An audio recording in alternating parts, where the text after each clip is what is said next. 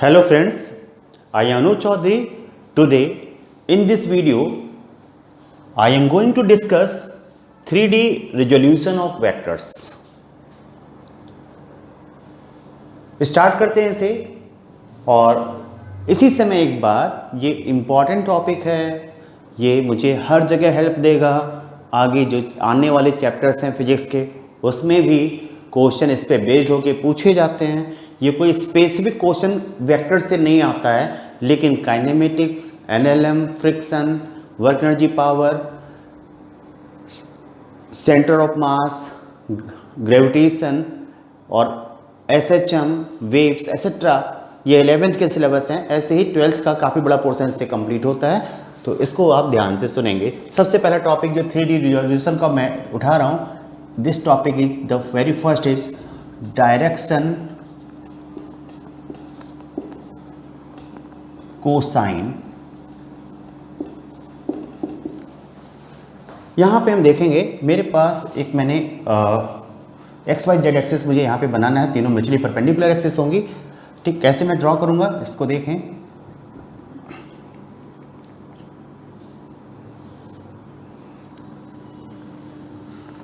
इसको एक रेक्टेंगल बनाए लेंदी सा,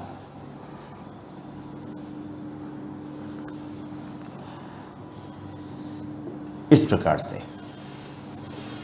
ऐसे इसे ज्वाइन कर दें।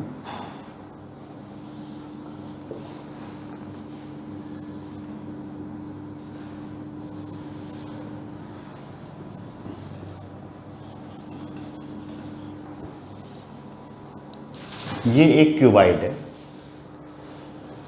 This is origin, this is x axis, this y axis and this is z axis. Clear? This is the point P and OP is any vector. This is the origin. This line representing x axis, this line y axis and this one z axis. ये x y z axis तीनों एक दूसरे के perpendicular हैं। OP एक vector है जो x axis के साथ जितना एंगल बनाएगा कोई भी वेक्टर अल्फा से डिनोट करेंगे, y एक्सिस का जो एंगल ये सब्सटेंड करेगा बीटा से डिनोट करेंगे, एंड z एक्सिस के साथ जो एंगल होगा I will denote that with gamma. Clear? The angle made by a vector, the angle made by a vector with x axis comma y axis and z axis are represented by alpha, beta and gamma. ये भाई साहब x axis के साथ angle vector बना रहा है, ये y axis के साथ बना रहा है, ये z एक्सिस के साथ। And cos alpha, cos beta and cos gamma are called direction cosines. इनको मैं L, M और n से रिप्रेजेंट करता हूँ। Means L is equal to cos alpha, M is equal to cos beta, N is equal to cos gamma. ये direction cosines कहलाते हैं। Is that clear? Is that clear? ठीक। The simplest ratio, the simplest ratio between L, M, N are called direction ratios. इनको A B C से represent करता हूं। A is to B is to C equal to L is to M is to N। Clear?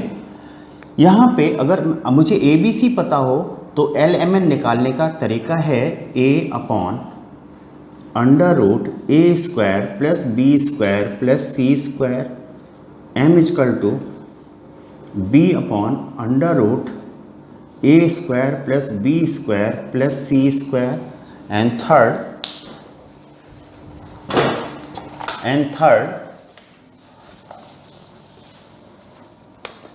N is equal to c upon under root a square plus b square plus c square. ठीक। Direction ratio and direction cosines इसमें हम क्या करें, direction cosine या direction ratio का use कहाँ होता है वो देख लें। तो डायरेक्शन रेशो और डायरेक्शन कोसाइन, हम कोसाइन की बात करें, direction cosine is used to get unit vector in the direction of vector, in the direction of vector, vector की दिशा में यूनिट वेक्टर। मीन्स अगर कोई वेक्टर A है जिसके direction cosines L, M, N है, तो ये L I कैप A की डायरेक्शन में जो यूनिट वेक्टर होगा L I cap plus M J cap plus N K cap होगा, या इसी को लिखा जा सकता है कॉस अल्फा आई cap cos beta J cap cos कामा के कैप। एक बात ध्यान रखें, डायरेक्शन कोसाइन हो या डायरेक्शन रेशो, दोनों का यूज किसी भी वेक्टर, जिस वेक्टर के डायरेक्शन रेशो या कोसाइन पता हो, उनकी डायरेक्शन में यूनिट वेक्टर को फाइंड आउट करने में किया जाता है।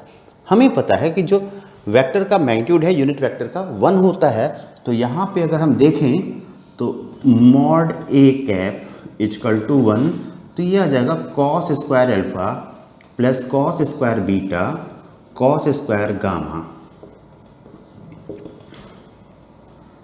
इजकल टू 1, और L square plus M square plus N square equal to 1। ये बात ऐसे लिखी जा सकती है। तो coming to a question which is dependent upon it.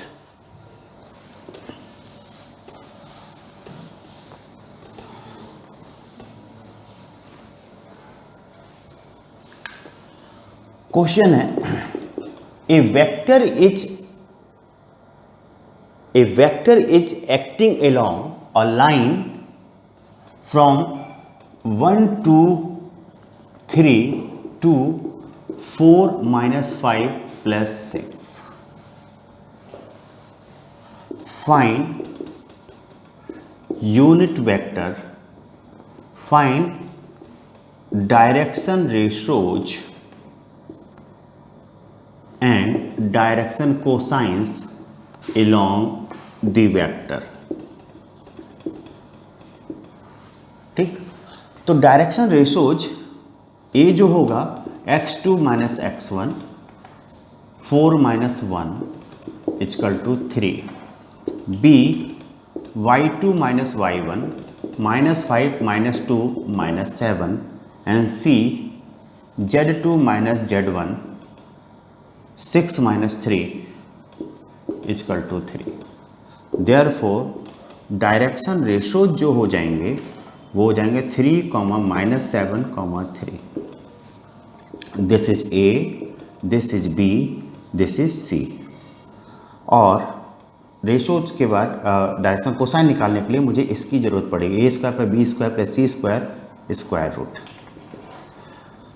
3 का स्क्वायर 9, 7 का -7 का स्क्वायर 49 और अगेन 9, 3 का स्क्वायर 9 9 27 2 6। देयरफॉर डायरेक्शन कोसाइंस, ये हमें पता था A upon under root A square plus B square plus C square, तो मेरे पास 3 upon under root 67 minus 7 upon under root 67 and 3 upon under root 67। ये मेरे पास डायरेक्शन कोसाइन आ जाएगा। और डायरेक्शन कोसाइन आ गए तो इसके बाद मैं यूनिट वेक्टर निकाल सकता हूँ, डायरेक्शन कोसाइन के बाद जो फार्मूला हमने लिखा था। नाउ next question,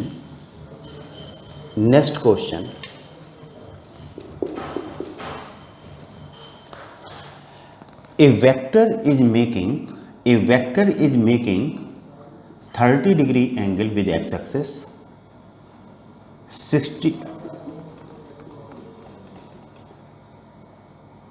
30 degree नहीं, a vector is making 45 degree angle with x-axis, 60 degree angle with y-axis, then find the angle gamma with Z axis, कितना होगा? ये एक्स एक्सिस के साथ बना रहा है, ये वाई एक्सिस के साथ बना रहा है, यानी बीटा बना रहा है, जेड एक्सिस के साथ निकालना है। हमें ये पता है cos square alpha plus cos square beta plus cos square gamma equal to 1 means cos square 45 plus cos square 60 plus cos square gamma equal to 1। ये 1/√2 का होल स्क्वायर, 1/2 का whole square plus cos square gamma equal to 1, 1/2 plus 1/4 cos square gamma equal to 1, cos square gamma equal to 1/4। Therefore cos gamma equal to plus minus 1/2। तो जो gamma आ जाएगा, ठीक, अगर यहाँ पे देखें प्लस 1/2 हम अगर लेते हैं तो मेरे पास आ जाएगा 60 डिग्री, और माइनस 1/2 लेते हैं, in that case it comes out to be 120 degree angle. ठीक, मेरे पास आंसर ये सही है, दिस इज रॉन्ग, वाई आप सोचिए, अदरवाइज आगे की क्लासेस में मैं डिस्कस करूंगा। Now next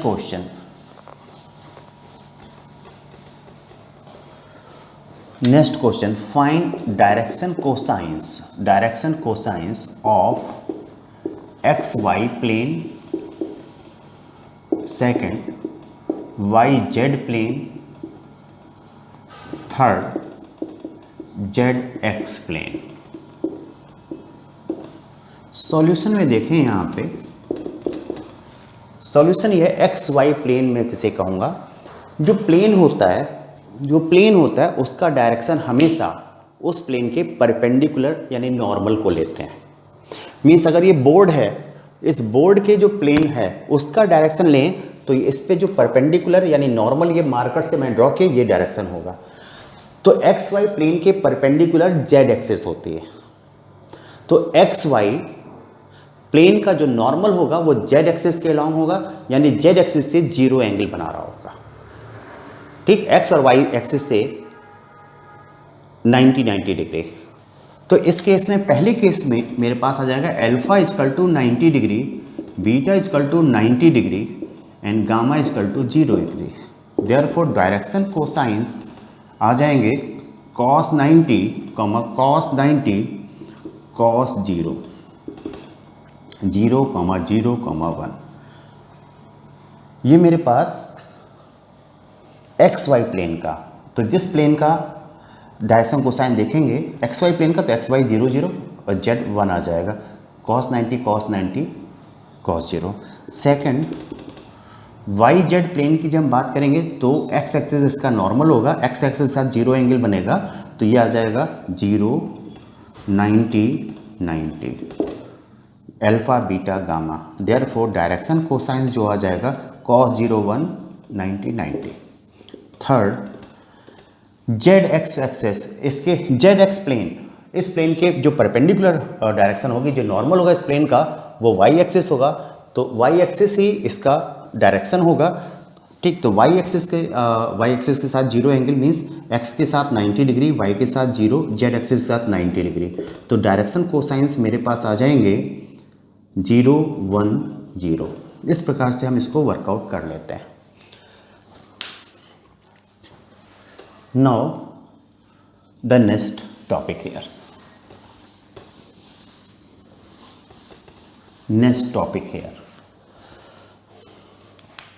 this is the OP vector alpha beta gamma. ठीक, सपोज करें OP vector equal to vector r. ठीक, then x component of vector r, इसको मैं आर एक्स से डिनोट करूंगा, जो इसका कंपोनेंट आएगा। ठीक, जेड एक्स एक्स के साथ ये अल्फा एंगल बना रहा है, तो इसका कंपोनेंट आज जो आ जाएगा आर कॉस अल्फा आ जाएगा।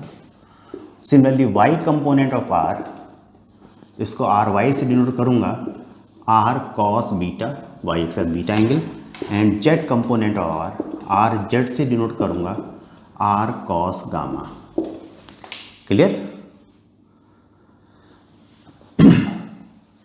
हमें पहले हमने स्टडी किया था कि जब हम आर एक्स वेक्टर इस कंपोनेंट को वेक्टर फॉर्म में लिखना चाहेंगे तो ये हो जाएगा आर एक्स और इसकी डायरेक्शन में यूनिट वेक्टर, एक्स एक्सिस के डायरेक्शन में यूनिट वेक्टर को मैं आई कैप से डिनोट करूंगा, वाई एक्सिस की डायरेक्शन में जे कैप से, जेड एक्सिस की डायरेक्शन में के कैप से। R x I cap, are y vector is equal to r Y J cap, similarly r z vector is equal to r Z के cap. As vector r इन अपने component के sum के बराबर होगा, therefore vector R equal to R x I cap R Y J cap plus R Z के cap. X Y Z तीन mutually perpendicular direction में हम इसको इस प्रकार से नोट करेंगे। इसका जो मैग्नीट्यूड होगा वो आ जाएगा under root R X square plus R Y square plus R Z square और यूनिट वेक्टर आ जाएगा वेक्टर आर बाई आर। ठीक, यहाँ पे देख लें जो मेरे पास एक्स कंपोनेंट आएगा इसका ये आएगा and this is vector r है, y component r y and Z component r z. इन तीनों का सम वेक्टर ओपी के बराबर या वेक्टर आर के इक्वल आएगा। क्लियर? नाउ इसको मैं आगे कंटिन्यू करता हूं।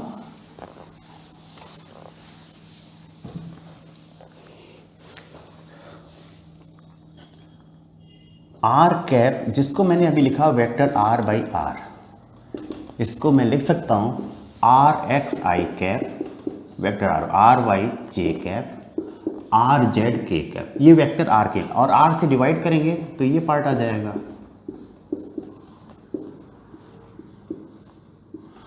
ये मुझे पता है कि ये कॉस एल्फा के बराबर है, ये कॉस बीटा के बराबर है। सबसे पहले इसी को लिखा था R X equal to R cos alpha, ये लिखा था ना, ऐसे लिखा था R X equal to R cos alpha, R Y equal to R cos beta. तो यहाँ पे ये मेरे पास आ जाएगा cos alpha I cap cos beta J cap plus cos gamma K cap. जो हमने सपोज किया था हम वहीं पे पहुँच रहे हैं। क्लियर? किसी भी वेक्टर को इस फॉर्म में लिखा जा सकता है। अब हम क्या करेंगे, 3D वेक्टर से representation of A vector in 3D form, ठीक, वहाँ से हम वेक्टर की प्रॉपर्टीज की स्टडी करेंगे। जो मेरे पास वेक्टर अलजेब्रा आता है वो बेसिकली यहाँ से ज़्यादा सिंप्लीफाई होता है, हम यहीं से स्टडी करेंगे, यहीं से इंप्लीमेंट होता है। प्रॉपर्टीज ऑफ वेक्टर्स, प्रॉपर्टीज, ठीक। हमने क्या किया, सपोज करें vector a is given by a x I cap a y J cap a z के cap and vector B b x I cap b y J cap and b z के cap. Then a means a जो है vector a का magnitude है is equal to under root a x square a y square plus a z square and b जो कि vector b का magnitude है is equal to under root B X square B Y square plus B Z square. ठीक, हम property पाते हैं। सबसे पहली प्रॉपर्टी, अगर हम ए कैप निकालना चाहें तो ये वेक्टर ए अपॉन ए के बराबर होगा, या बी कैप वेक्टर बी के डायरेक्शन में unit vector, then vector B upon B होगा। ठीक, सेकंड प्रॉपर्टी, प्रोजेक्शन और component of vector A along कोई भी डायरेक्शन हो वेक्टर बी, बी की डायरेक्शन में इजकल टू होगा, हम वेक्टर ए का प्रोजेक्शन निकालना चाहते हैं किस डायरेक्शन में, वेक्टर बी की डायरेक्शन में। जिस डायरेक्शन में हम प्रोजेक्शन निकालना चाहते हैं उसके अलॉन्ग मुझे यूनिट वेक्टर की ज़रूरत होगी। ठीक, एक चीज़ ये आ जाती है। दूसरी बात, इसी को मैं लिखूँ vector A dot vector B upon magnitude of B, ऐसे भी मैं लिख सकता हूँ। या इसी को मैं कह सकता हूँ वेक्टर ए dot vector B upon B, ये भी कह सकता हूँ। और हम कहीं प्रोजेक्शन ऑफ वेक्टर ए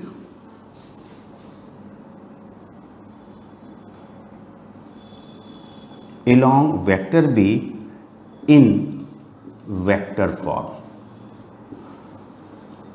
भाई ये तो डॉट प्रोडक्ट है ना, तो ये मैग्नीट्यूड दे रहा होगा, यानी कि इसका केवल ये प्रोजेक्शन का मैग्नीट्यूड दे रहा है। ठीक, अगर हम प्रोजेक्शन को वेक्टर फॉर्म में लिखना चाहें तो हम, ये तो मेरे पास आ जाएगा ना बी कैप, वेक्टर ए का प्रोजेक्शन वेक्टर बी के डायरेक्शन में आ रहा है, तो जो कंपोनेंट आया, जो वेक्टर ए का कंपोनेंट आया वेक्टर बी की डायरेक्शन में, उसकी डायरेक्शन क्या होगी? मीन्स क्या है, मेरे पास ये वेक्टर ए है और this is the vector b. A का प्रोजेक्शन देखा तो ये लेंथ जो होगी यहाँ से यहाँ तक, यहाँ से यहाँ तक, ये वेक्टर ए डॉट बी कैप के बराबर होगी।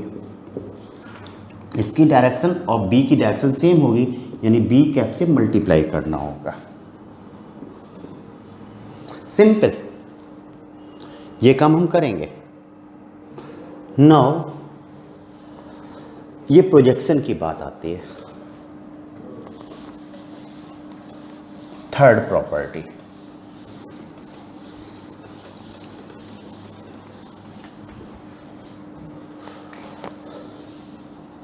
थर्ड प्रॉपर्टी की हम बात करें, वेक्टर ए डॉट प्रोडक्ट की वेक्टर बी, इसको निकालें या क्रॉस प्रोडक्ट की हम बात करें, इसके लिए कुछ चीज़ें हमें करनी पड़ती हैं।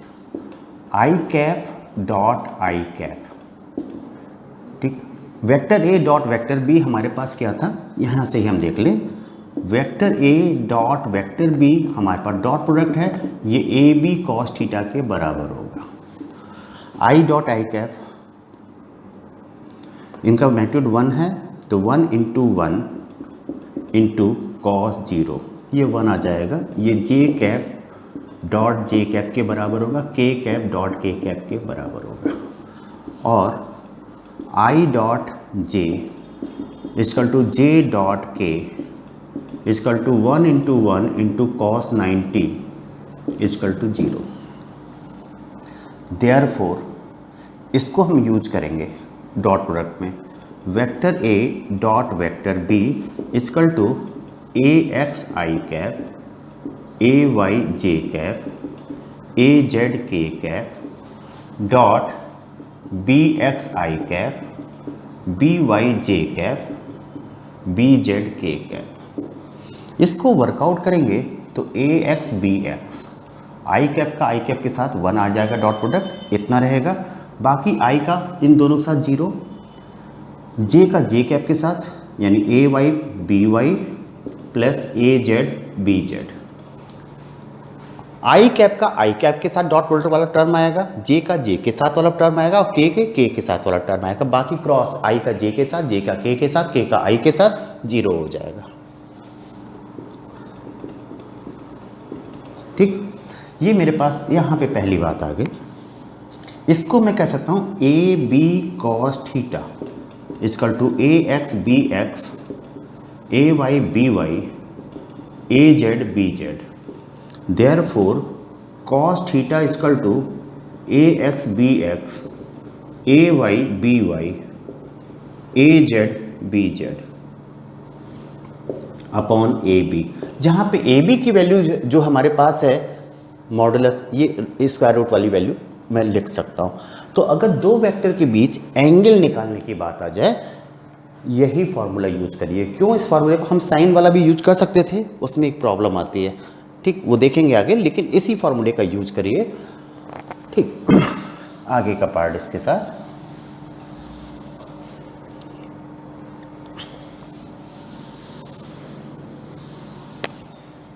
इसको इक्वेशन नंबर 2 कह दें। हमने कहा if vector a perpendicular to, if vector a perpendicular है वेक्टर बी के, देन कॉस थीटा 0 हो जाएगा। ये इंडिकेट करता है a x B x A Y B y plus a Z B z equal to 0। Clear?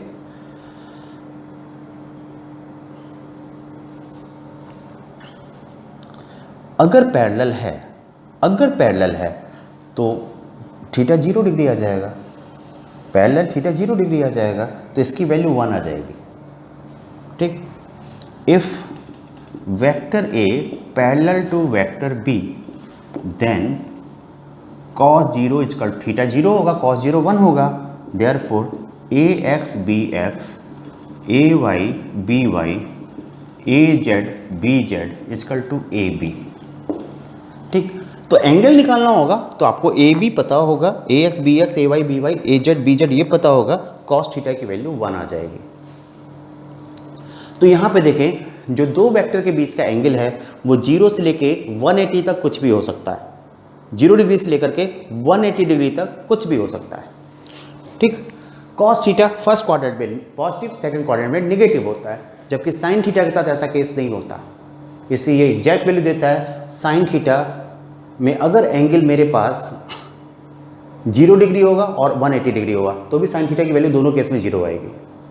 तो वहाँ पे अगर 0 डिग्री एंगल है दो वेक्टर के बीच में तो वो पैरेलल हैं, और 180 है तो एंटी पैरेलल है। ठीक, साइन थीटा दोनों केस में पैरेलल बताएगा, इसीलिए हम डॉट प्रोडक्ट की सहायता से दो वेक्टर के बीच का एंगल निकालते हैं, साइन थीटा की सहायता से नहीं निकालते, मीन्स क्रॉस प्रोडक्ट की सहायता से नहीं निकालते। ठीक, इसका हर जगह यूज करना है फिर मुझे। Now fourth, cross product. हम क्रॉस प्रोडक्ट की बात करेंगे। Fourth property, vector a cross vector b is equal to, expand करने का तरीका ये निकालना है मुझे। इससे पहले i cross i is equal to j cross j k cross के, ये 0 वेक्टर आ जाता है, ये ध्यान रखेगा, 0 वेक्टर आ जाता है।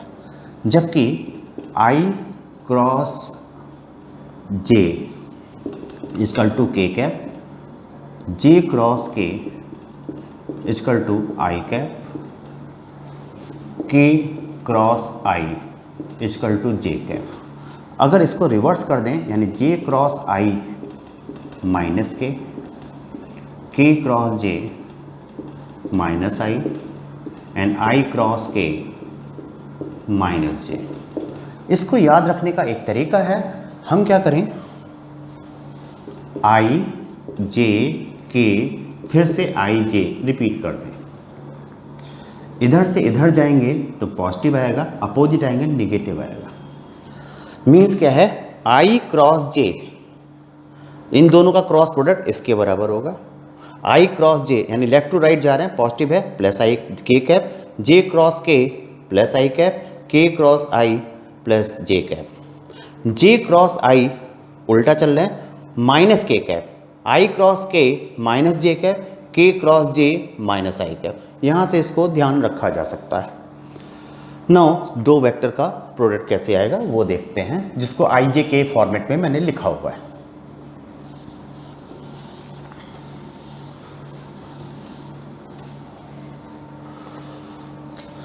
तो इसको लिखने का तरीका ये है, आप यहाँ पे आई जे के इस प्रकार से लिख लें।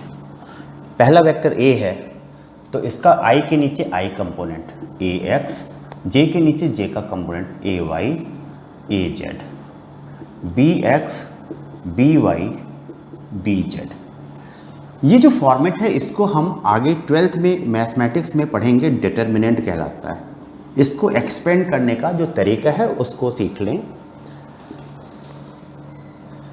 सबसे पहले आई कैप लिखें। आई कैप लिखा मैंने तो इसको गायब कर दिया, ये पूरा आई जे के और आई वाली कॉलम, इस रो को और इस कॉलम को, बचेगा केवल ये चार चीज़ें।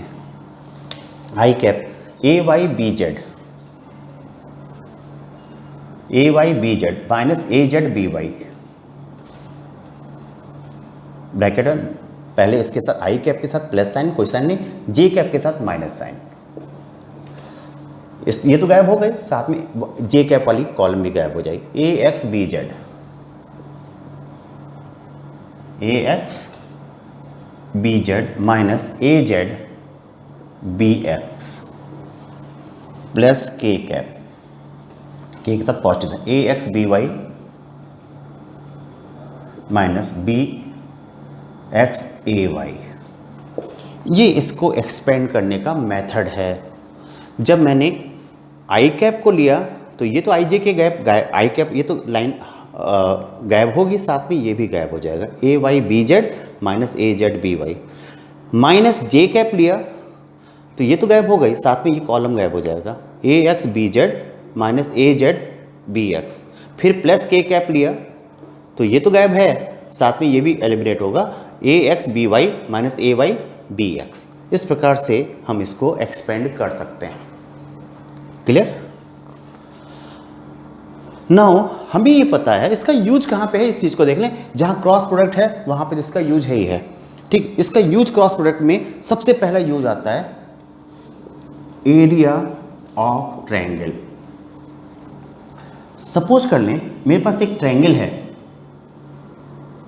जिसकी दो एडजेसेंट साइड्स, इसको हमने वेक्टर ए कहा, दूसरा साइड ये है वेक्टर बी कहा, तो इसका जो एरिया आएगा इक्वल टू आ जाएगा half modulus of vector a cross vector b. Means इन दोनों का क्रॉस प्रोडक्ट निकालिए, उसका हाफ करिए, मॉडुलस का मतलब ये जो रिजल्टेंट आया इसका मैग्नीट्यूड निकाल लीजिए। ठीक, इसके बाद हमारे पास बी पार्ट है एरिया ऑफ पैरेललोग्राम। ठीक, मेरे पास ये एक वेक्टर ए है, दूसरा वेक्टर बी है, इसकी सहायता से मेरे पास एक पैरेललोग्राम है, इसका जो एरिया आ जाएगा इसका दुगना हो जाएगा, modulus of vector a cross vector b. ठीक, ये एरिया मैं निकाल सकता हूं। Now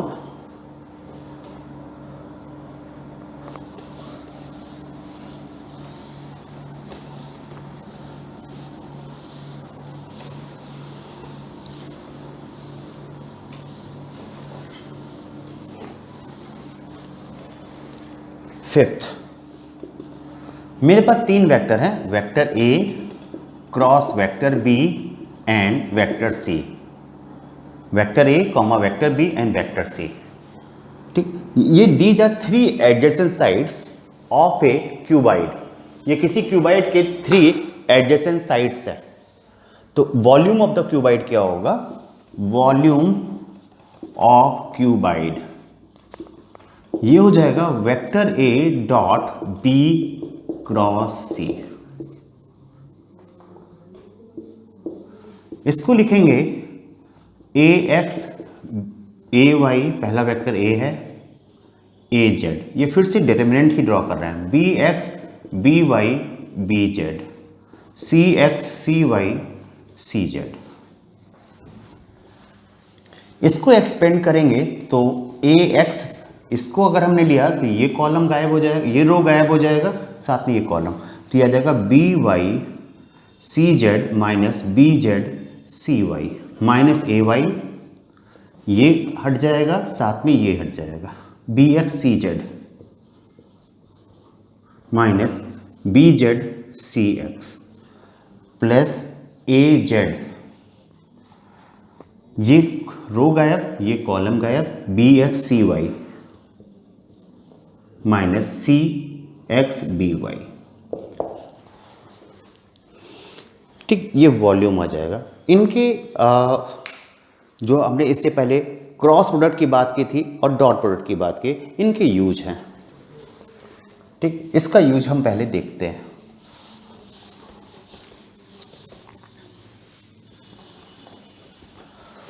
three vectors a b and c will be coplanar, एक ही प्लेन में लाई करेंगे, तो जो हमारे पास वॉल्यूम ऑफ द क्यूबाइड है तो क्यूबाइड बनेगा ही नहीं, तो volume of cuboid must be equal to zero, must be equal to zero. ठीक, ये तीन वेक्टर अगर एक ही प्लेन में लाई करते हैं तो ये क्यूबाइड नहीं बना रहे होंगे। अगर हम ऐसे क्यूबाइड का वॉल्यूम निकालें, जीरो आ जाएगा। ठीक, now next use,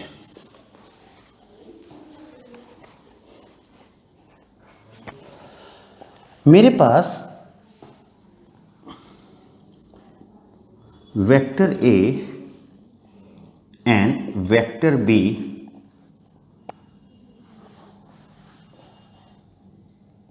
are parallel, then vector a को हमें पता है लैम्डा टाइम्स वेक्टर बी लिखा जा सकेगा, और वेक्टर ए को लिखा a x I cap, a y J cap, a z के cap equal to lambda b x I cap, lambda b y J cap, lambda b z के cap. इस case में मेरे पास लैम्डा इक्वल टू आ जाएगा a x upon b x, A y upon b Y, A z upon b z. ठीक, यहां पे देखें, अगर ये पैरेलल हैं तो लैम्डा की वैल्यू यहां पे if lambda greater than zero means दोनों वेक्टर पैरेलल हैं, if lambda less than zero it indicates दोनों वेक्टर एंटी पैरेलल हैं। इस बात को मुझे ध्यान रखना पड़ेगा। ये बेहतर मेथड, ये बेस्ट मेथड है इस बात को इनकॉर्पोरेट करने के लिए।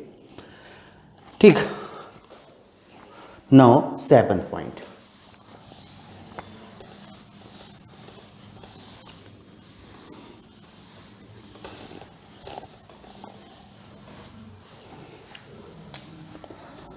सपोज करो ये वेक्टर नहीं, ये position vector, vector a, vector b and vector c, ये तीन पॉइंट के पोजीशन वेक्टर हैं। ओरिजिन से ये चीज दिया हुआ, ये तीनों पॉइंट कोलिनियर कब होंगे, कोलिनियर कब होंगे? तो सबसे अच्छा तरीका ये है कि हम पहले वेक्टर ए बी निकाल लें। ठीक, हमारे पास ऐसा कर लें, वेक्टर ए बी सी ना लें, ए बी सी 3 पॉइंट हैं, इसका पोजीशन है वेक्टर R1, इसका पोजीशन वेक्टर R2 और इसका पोजीशन वेक्टर R3 है। यहां पे ओरिजिन है। ठीक, ये ABC आपस में एक लाइन पे लाई करते हैं। एक तरीका तो मेरे पास ये था कि मैं AB plus BC equal to AC prove कर दूं। दूसरा तरीका क्या है, मैं वेक्टर AB निकाल लूं जो कि R2 माइनस R1 के बराबर होगा, AB final minus initial R2 minus R1, BC निकाल लूं R3 माइनस R2 के बराबर होगा। ठीक, इसके बाद ये जो दो वेक्टर निकल के आए, ये भाई साहब R1 R2 R3 position vector है, ये जबकि वेक्टर है। अगर मैं ये प्रूव कर दूं कि vector AB is parallel to vector BC, अगर पैरेलल हैं तो ये तीनों कोलिनियर पॉइंट होंगे, क्योंकि इसमें एक पॉइंट कॉमन है, B पॉइंट कॉमन है। ठीक, तो इनको पैरेलल प्रूव करना होगा, यानी इस वेक्टर का AX upon BX equal to AY upon BY equal to AZ upon BZ, जो पिछले वाले क्वेश्चन में पार्ट में किया था उसको मैं वर्कआउट करूंगा। ये तभी पैरेलल होंगे जब इन दोनों में एक कोलिनियर होंगे तीनों पॉइंट, जब इनमें से एक पॉइंट कॉमन हो। यहां पे पॉइंट B कॉमन है। ठीक, अगर ऐसा हो जाए कि मेरे पास सपोज करें पॉइंट A B और एक ये C हो ये D हो, ये वेक्टर और ये वेक्टर आपस में पैरेलल होंगे, लेकिन ये चारों पॉइंट कोलिनियर नहीं होंगे क्योंकि ये कॉमन नहीं है। अगर ये BC सेम पॉइंट होते तो ये वेक्टर उठ करके यहाँ चला आता है इस प्रकार से, उस केस में तीनों कोलिनियर हो जाते। ठीक, तो यहाँ पे इस बात को ध्यान रखें, अक्सर ये बातें हमें प्रॉब्लम क्रिएट करती हैं, बच्चे गलती करते हैं।